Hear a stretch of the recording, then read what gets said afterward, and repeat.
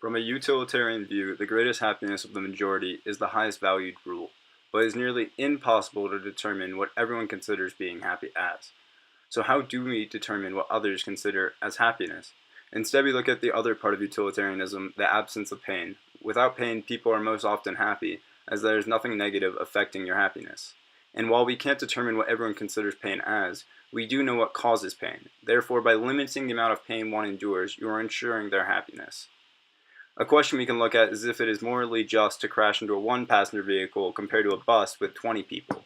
If you were to hit the bus, way more people would be injured compared to if you just hit the car with one person in it.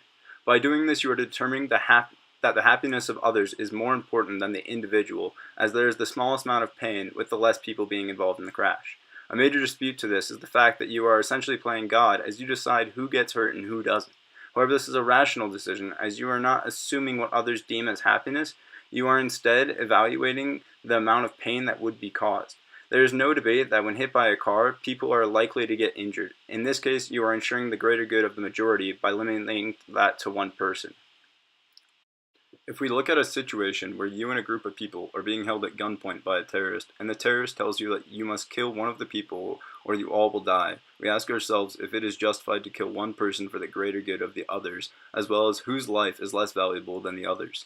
If we break this down to the avoidance of pain, there is no way that everyone can avoid pain in this situation. You must suffer the pain of killing someone, the person shot will suffer the most with the loss of their life, and the family of the deceased will also suffer the pain from losing a loved one.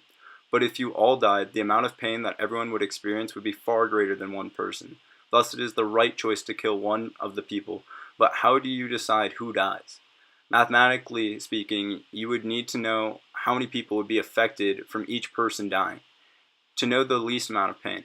Since you don't know these people, you must make an assumption as to whether they are married or have kids. And while you can't be for sure the amount of pain that will be incurred by killing one of them, you surely will know that it will be less than if you all died. If we looked at the same situation, but instead the people being held are your family, the same principle holds that one life is far less pain than four. But now you have to look at this from a non-biased standpoint instead of being partial to the fact that it is your loved ones.